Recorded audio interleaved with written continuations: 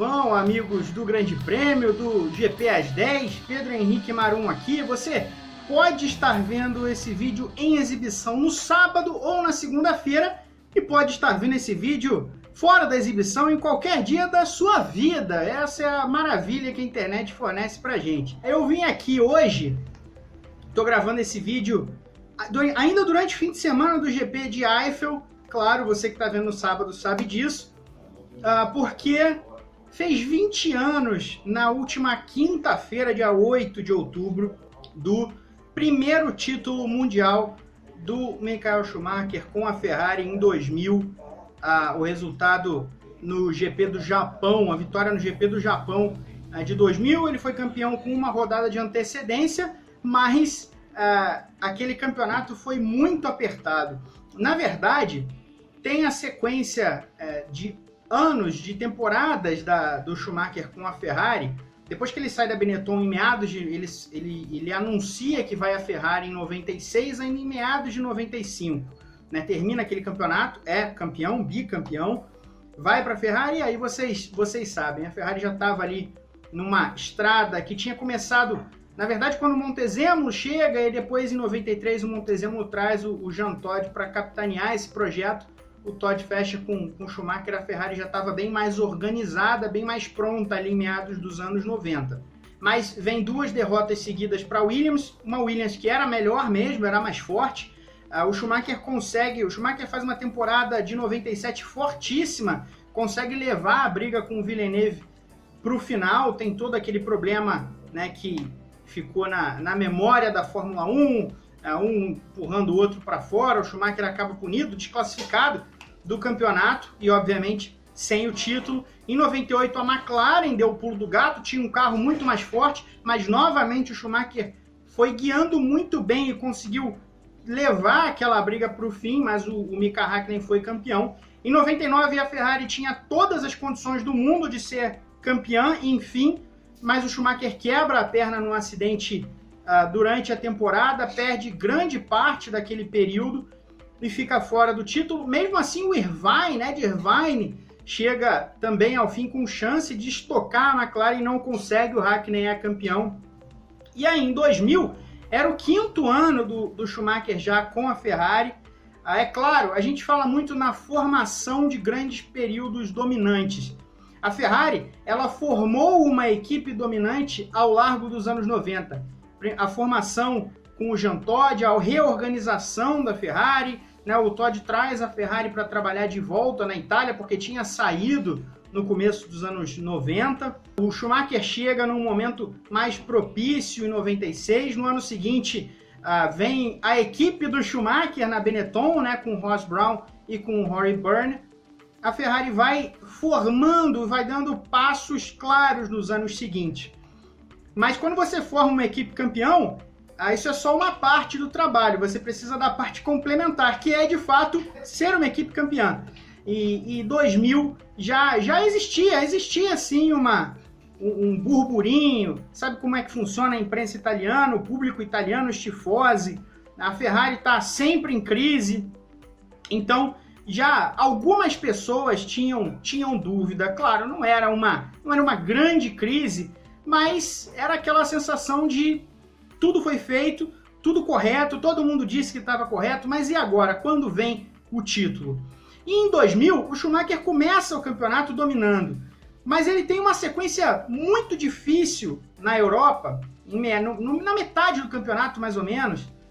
4 corridas seguidas na Europa. No meio dessas corridas ele teve uma vitória no Canadá, mas foram 4 corridas seguidas na Europa que ele abandona, 2 com problema no carro, uma na Áustria, uma confusão na largada em Zeltweg, ele acaba tocado pelo Ricardo Zonta, né? Uma confusão generalizada, não foi culpa específica de ninguém, vários carros se colidiram ali, vários carros bateram, o Trulli ficou fora da corrida também, mais gente bateu.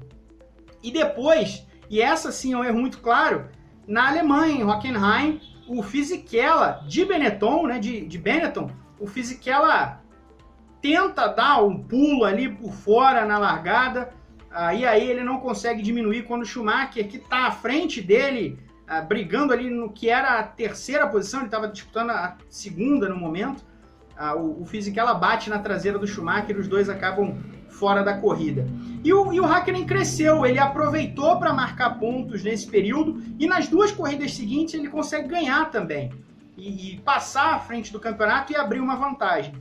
O Schumacher se recupera, tem uma sequência de vitórias, vai para o Japão, penúltima corrida do campeonato, depois de retomar a liderança com boa margem, porque o Häkkinen teve um problema de motor e abandonou nos Estados Unidos, então ele podia ser campeão. Na verdade, o Schumacher podia ser segundo colocado nas últimas duas corridas do campeonato, Japão e Malásia.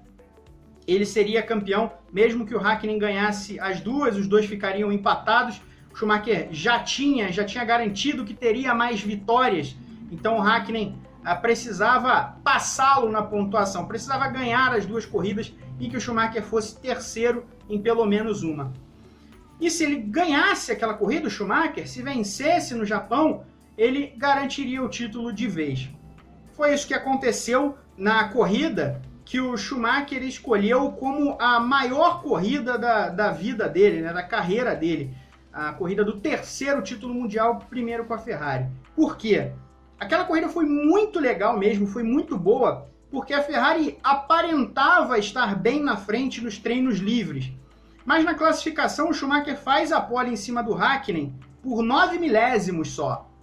E aí logo na largada o Häkkinen passa o Schumacher já larga indo para cima dele, tentando, uma largada ultra defensiva, né, tentando prender o Häkkinen atrás. Häkkinen esperto, sai. Aliás, um parênteses, porque é óbvio que quando a gente compara hoje a carreira dos dois, é difícil colocar uma analogia qualquer, né? O Schumacher é muito maior na história da Fórmula 1 do que o Mika Häkkinen.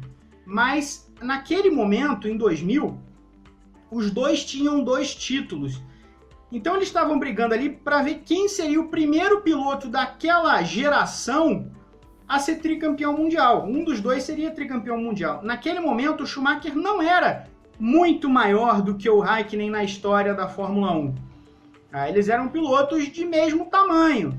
E o Häkkinen, embora não tenha tido a longevidade que teve o Schumacher, guiava o fino naquele final dos anos 90, comecinho dos anos 2000.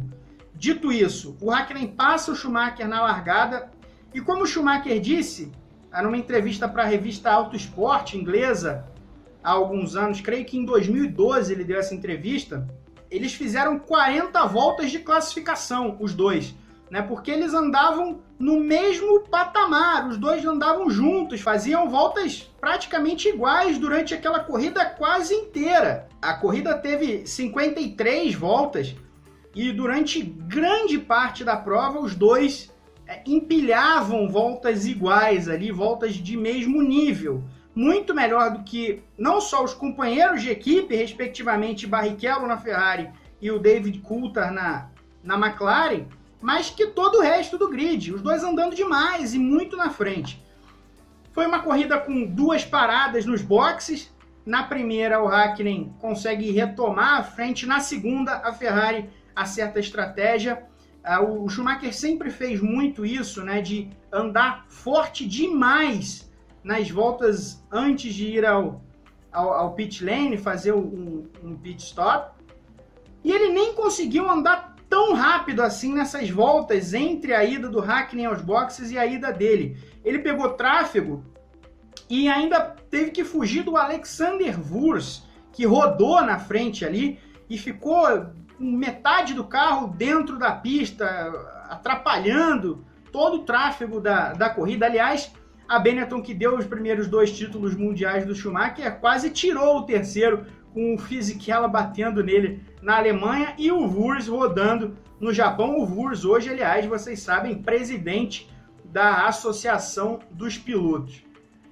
Mas enfim, ele parou nos boxes, voltou na frente e aí partiu para ganhar a corrida. Uma corrida de altíssimo nível. Ela não foi uma grande corrida do ponto de vista de formar o caos, né? Não foi uma corrida em que choveu, até choveu um pouco, mas a chuva nem fez com que os pilotos precisassem botar pneus de chuva, né? Então não foi uma corrida de chuva. Ela foi uma corrida normal, em que 2 caras no auge da carreira estavam duelando de maneira brilhante, tirando tudo que podiam do carro e da pista, na ótima pista de Suzuka também. Então o Schumacher vence a corrida, é campeão mundial.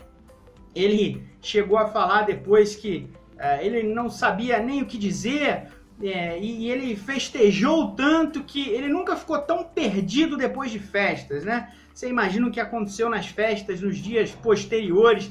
Ele tinha dificuldades até de raciocinar, mas já pediu logo ali no fim daquelas comemorações em Suzuka para guiar o carro, se preparando para 2001 e enfiorando alguns dias depois, o que ele de fato fez. A assessora de imprensa da família Schumacher, a Sabine Kehm, cada vez que passou a aparecer ainda mais para o grande público depois do acidente dele de esqui, né, porque virou mesmo a porta-voz da família, ela deu uma entrevista há uns 3 anos dizendo que a situação na Ferrari era de interrogação, havia dúvidas quanto a qual seria o futuro de todo aquele trabalho ali se o título de 2000 escapasse, né, 5 títulos seguidos indo pelo ralo, o que não aconteceu. Então eu venho aqui para destacar, claro, a efeméride, que é importante, mas também uma corrida que o próprio Schumacher, em 91 vitórias, em tantos e tantos pódios, considera ser a melhor corrida dele na Fórmula 1, sempre com muitos elogios ao duelo que traçou com o Mika Häkkinen.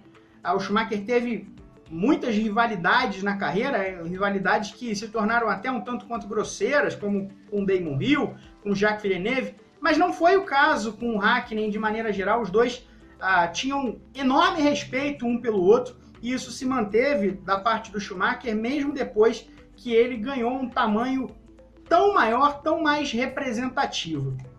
Então, 20 anos, maior corrida da carreira, ele considera, e claro, o maior título da história da Ferrari. O maior título da história da Ferrari porque quebrou um tabu de 21 anos sem título, né? A Ferrari tinha sido campeã em 1979, volta a ser naquele ano de 2000, tinha tentado de tudo nos anos, no ínterim, né?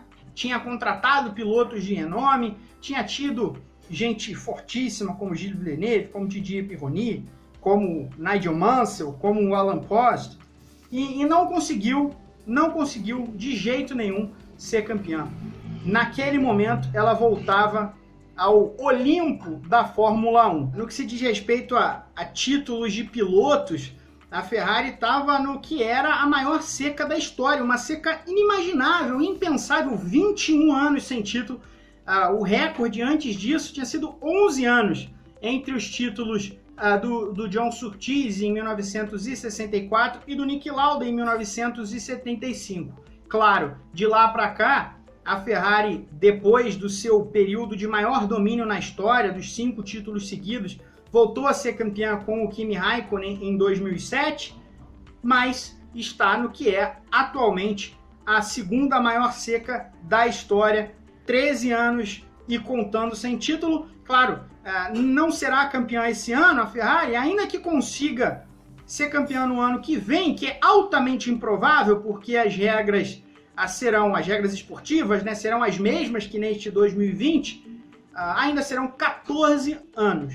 Então, provavelmente, a Ferrari vai demorar mais que 14 anos para ser campeã mundial. Mas mesmo assim, entre 14 e 21, são 7 anos. A gente vê o quanto tempo a Ferrari não é campeã, e mesmo assim, ainda tem uma diferença gigantesca para aquela seca que o Schumacher, o Jean Todt, o Rory Byrne, o Ross Brown quebraram em 2000. E tudo isso acontece também no fim de semana em que o Mick Schumacher deveria assumir um carro de Fórmula 1 numa atividade oficial pela primeira vez. É claro, para você que está vendo, você sabe que não aconteceu, porque o mau tempo, o que também não é nenhuma surpresa, para Eifel, para Nürburgring, nessa época do ano, é frio mesmo, chove mesmo, foi um risco que a Fórmula 1 correu para ajustar o calendário nesse ano emergencial, mas o mau tempo impediu que os carros fossem à pista na sexta-feira de treinos livres. O Mick Schumacher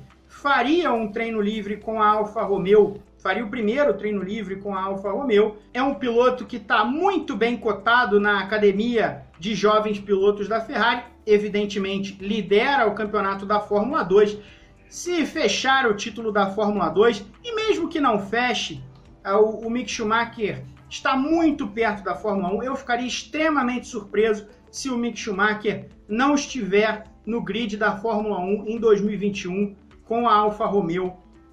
E se a Alfa Romeo não quiser, provavelmente a Haas vai querer. Enfim, alguém vai querer. Um Schumacher, campeão da Fórmula 2, vão perder a chance, a Fórmula 1 vai perder a chance de tê-lo no grid? Não vai. Ele não teve a chance de guiar o carro próximo a essa efeméride, né? O treino livre seria no dia 9 de outubro, um dia depois dos 20 anos do primeiro título do Schumacher na Ferrari.